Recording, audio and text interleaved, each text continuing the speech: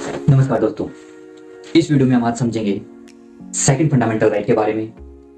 ये हमारे fundamental right की सीरीज का थर्ड वीडियो है। फर्स्ट वीडियो में हमने समझा था कि फंडामेंटल राइट होते क्या हैं, कितने कॉन्स्टिट्यूशन में फंडामेंटल राइट दिए हैं, और सेकंड वीडियो में हमने समझा था कि फर्स्ट फंडामेंटल राइट के बारे में, राइट टू इक्वलिटी। अगर वो वीडियो आपने नहीं देखी है तो आई बटन पर क्लिक कीजिए और वीडियो को पूरा एंड तक देखिए। इस वीडियो में हम बात करेंगे सेकंड फंडामेंटल राइट के बारे में, और वो भी डिटेल में डिस्कस करेंगे। राइट टू फ्रीडम की कॉन्स्टिट्यूशन ने हमें किस तरह की आज़ादी, फ्रीडम दिए हैं। वीडियो को पूरा एंड तक देखना। चलिए वीडियो को स्टार्ट करें। देखिए, second fundamental right, right to freedom में हमें 4 आर्टिकल दिए गए हैं, आर्टिकल 19 टू आर्टिकल 22, और हम इन आर्टिकल के जरिए समझेंगे कि हमें कॉन्स्टिट्यूशन ने किस तरह की जो है फ्रीडम प्रोवाइड की है। तो आइए समझते हैं।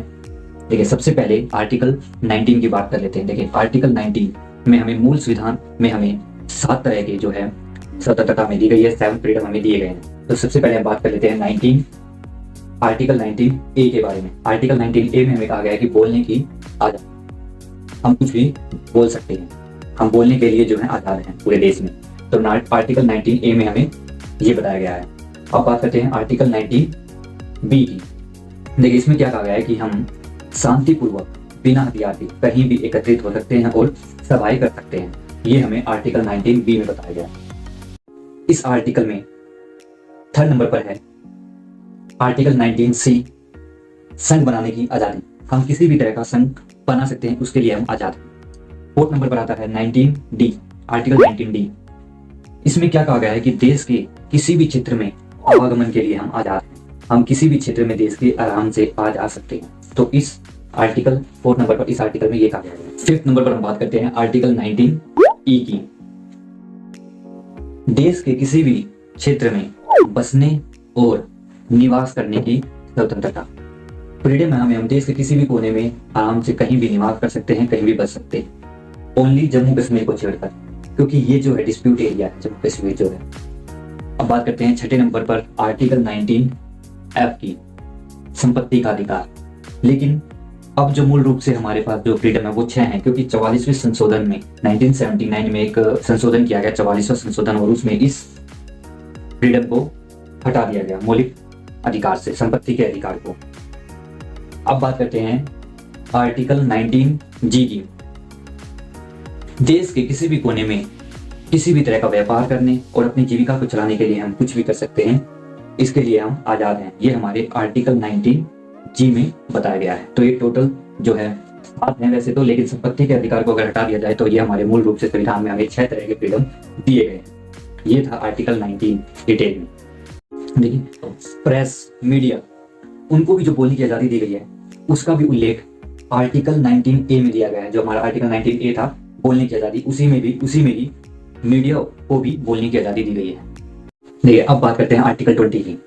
आर्टिकल 20 में अपराध के लिए जो भी दोष सिद्ध किए गए हैं, उसमें भी हमें 3 प्रकार की जो फ्रीडम दी गई है, उसका भी जो है उल्लेख है यहाँ पर इस मूल संविधान में। सबसे पहले आर्टिकल 20A में क्या कहा गया है कि किसी भी व्यक्ति को किसी भी अपराध के लिए सिर्फ एक ही बार जो है सजा मिलेगी।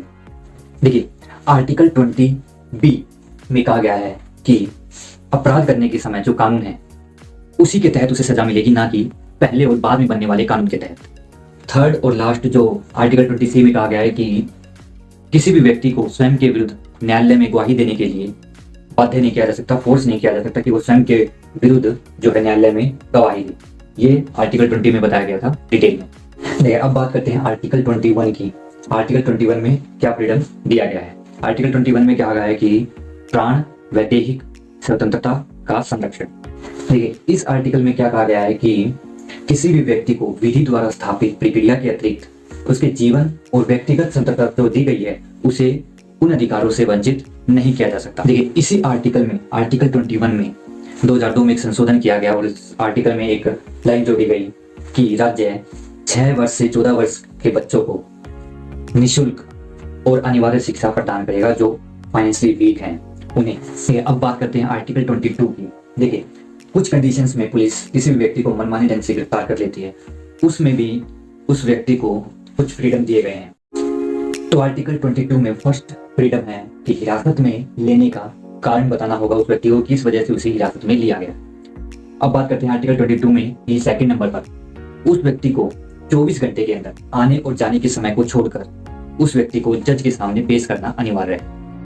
आर्टिकल 22 में ही 3rd नंबर पर है, उस व्यक्ति को अपनी पसंद के वकील की सलाह लेने का अधिकार होगा या अपनी पसंद का वकील चुनने का अधिकार होगा। तो ये सब हमें बताया गया है आर्टिकल 19 से लेकर आर्टिकल 22 के बीच में कि हमें किस तरह की कॉन्स्टिट्यूशन ने हमें फ्रीडम प्रोवाइड किए हैं। तो इस वीडियो में आज के लिए इतना ही। नेक्स्ट वीडियो में हम बात करेंगे 3rd फंडामेंटल राइट के बारे में, राइट टू एक्सप्लॉयटेशन, और इसे डिटेल में समझेंगे। अगर आपको ये वीडियो पसंद आई है तो वीडियो को लाइक कर दीजिए, कमेंट कर दीजिए अगर कोई क्वेरी है तो, और ऐसे ही लेटेस्ट अपडेट्स और फैक्ट्स के लिए चैनल को सब्सक्राइब कर लीजिए। मिलते हैं नेक्स्ट वीडियो में नेक्स्ट टॉपिक के साथ। Stay safe, stay healthy.